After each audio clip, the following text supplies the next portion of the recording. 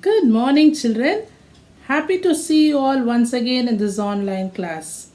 Hope you're all doing good. Let me read a Bible verse for you.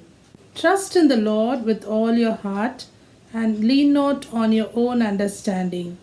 In all your ways acknowledge Him, and He shall direct your paths. Proverbs 3 5 and 6. Before we move into today's learning, let's do a small recap now. In the previous class, we were discussing about rolling friction, methods to reduce friction. Okay, can you give me some example? What are used to reduce kinetic friction?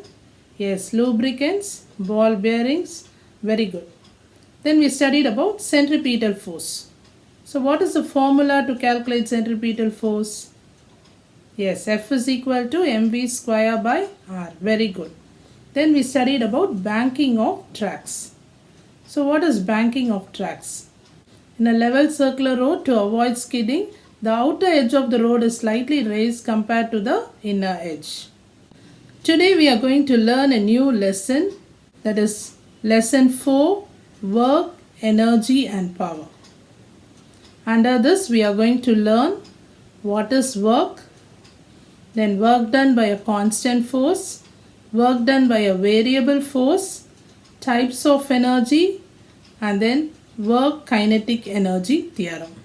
What comes to your mind when you hear the word work? Are you thinking of your homework or the work of cleaning up your room?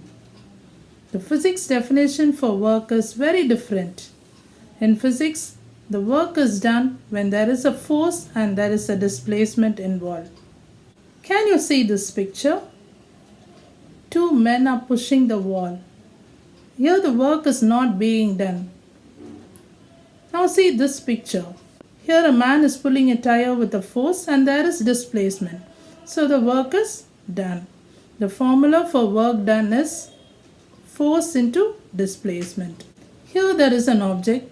When we apply force on the object, it moves from the initial position to the final position. dr be the displacement because it moves from one point to the other. Here the force is making an angle theta with the horizontal line. We have to consider the horizontal component, so the force will be F cos theta. We know work is equal to force into displacement. Here the force is F cos theta, so the work done will be F cos theta into dr. It is given mathematically as work is equal to vector F dot vector dr. It is a scalar product. Force is a vector and the displacement dr is also a vector. So the scalar product of two vectors is a scalar. So we can say work done is a scalar quantity and it has only magnitude and no direction. And the unit of work done is Newton meter or joule. And the dimensional formula for work is ml square t to the power of minus 2. In work formula, work W is equal to F cos theta into dr. So we have three quantities. Work done by the force depends upon force, displacement and the angle between them. Now this is the angle between the force and the displacement. Next let's see the work done will be 0 in certain cases. Let's see the first case when the work is 0, that is F is equal to 0. Now for example, when a body is moving on an horizontal, smooth, frictionless surface, it will continue to do so. That is, even without force, it will continue to move. So force is not required here. And this is the ideal situation and it will not happen always. Okay, next let's see when the displacement is 0. For example, when the boy is pushing the rigid wall, it does not produce any displacement. So the work done is 0. In the third case, force and the displacement are perpendicular to each other. That is, we know W is equal to F cos theta into dr. And when the angle theta is 90 degree, then cos theta will be equal to 0.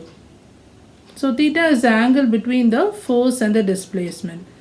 Now in this picture, the person is carrying the object and moving in this direction. And the displacement is in this direction, but the weight is acting downwards. So if you see the angle is 90 degree. Cos 90 is 0, so work done is 0. In the same way in circular motion, when the object is moving in circular motion, the displacement will be in tangential direction.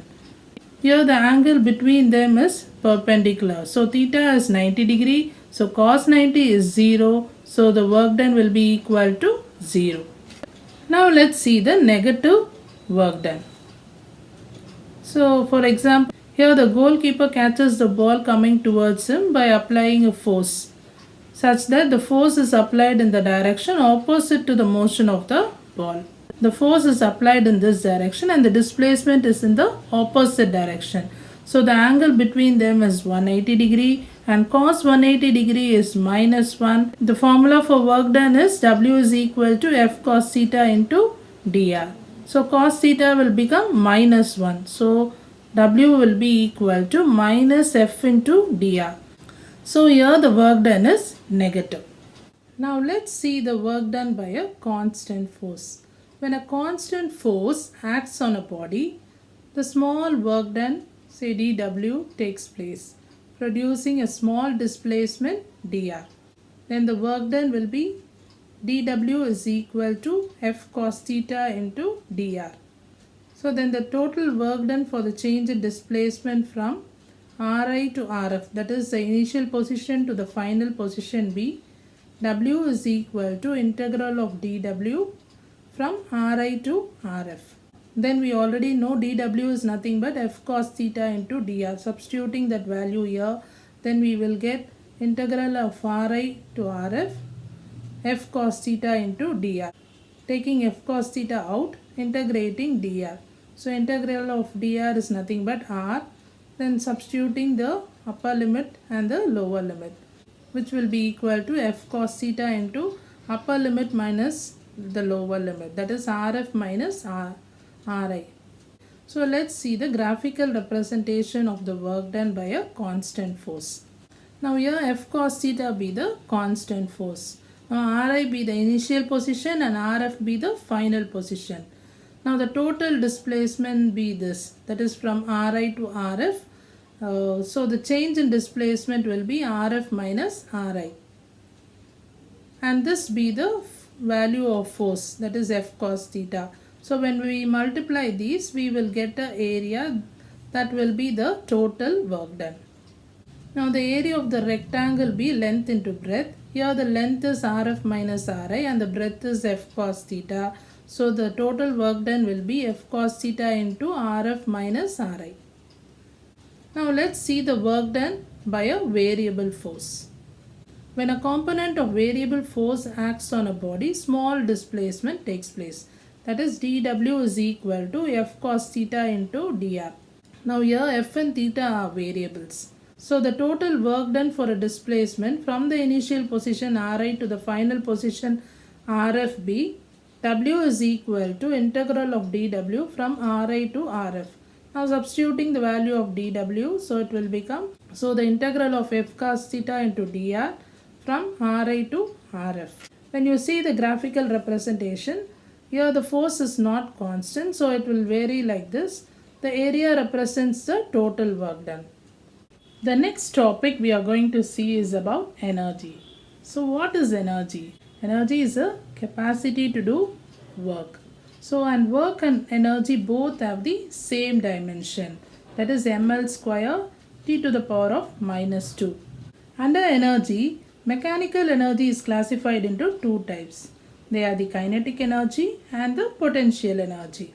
When an object is moving, it will possess some energy, that is kinetic energy. So the energy possessed by a body due to its motion, we say it is a kinetic energy. The energy possessed by a body by virtue of its position, that we call it as the potential energy. For example, when an object is placed at an height from the ground, it will possess some energy, that we call it as the potential energy. The SI unit of energy is same as the work done, that is Newton meter or joule. And the dimension of energy is ml square t minus 2. Now let's see the other units of energy.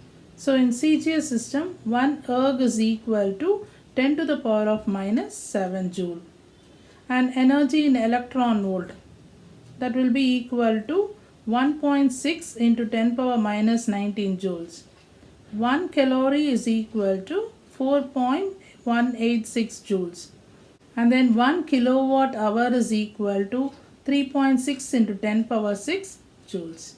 We know kinetic energy is nothing but energy possessed by a body due to its motion. All moving objects possess kinetic energy, and the moving body has the ability to do work. For example, when a hammer is at rest on a nail, it does not push the nail into the wood.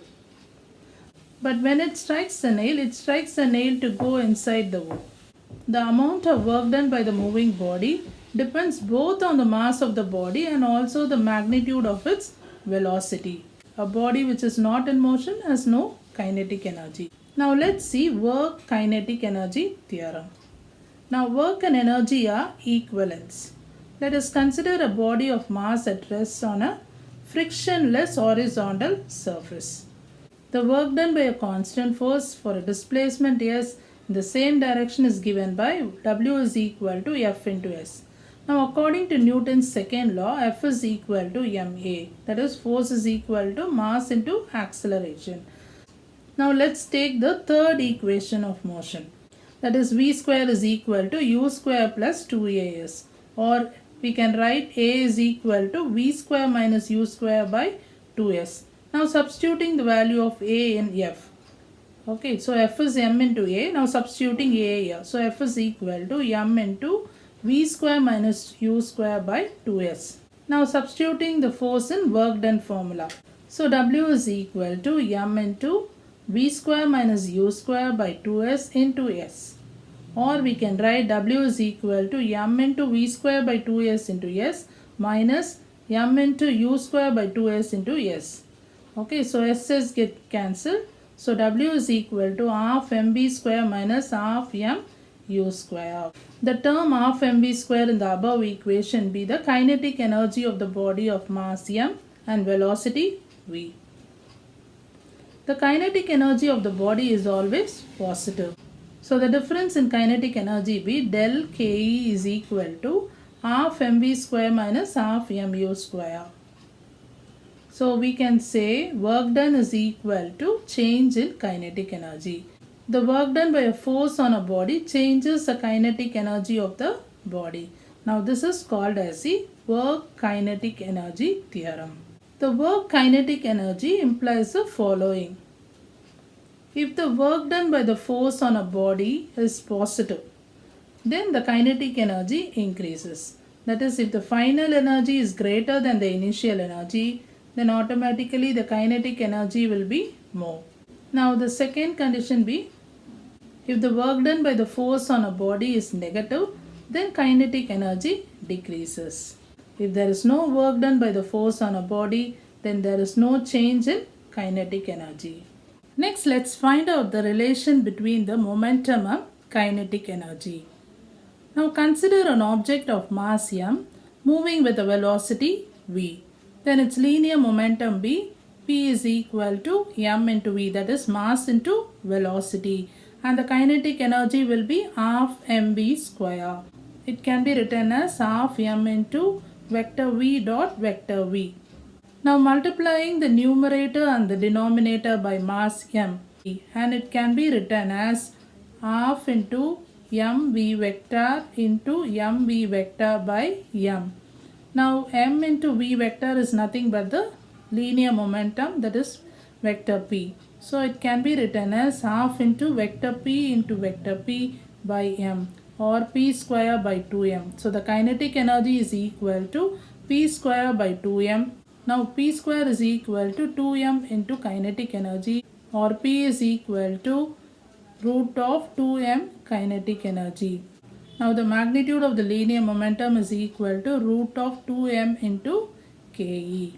So today we learnt about work, the different cases where the work done is 0, then work done by constant and variable force, then we studied about kinetic and potential energy, and then work kinetic energy theorem. Children, watch the supplementary video and do the test in your classwork. Thank you. and see you in the next class.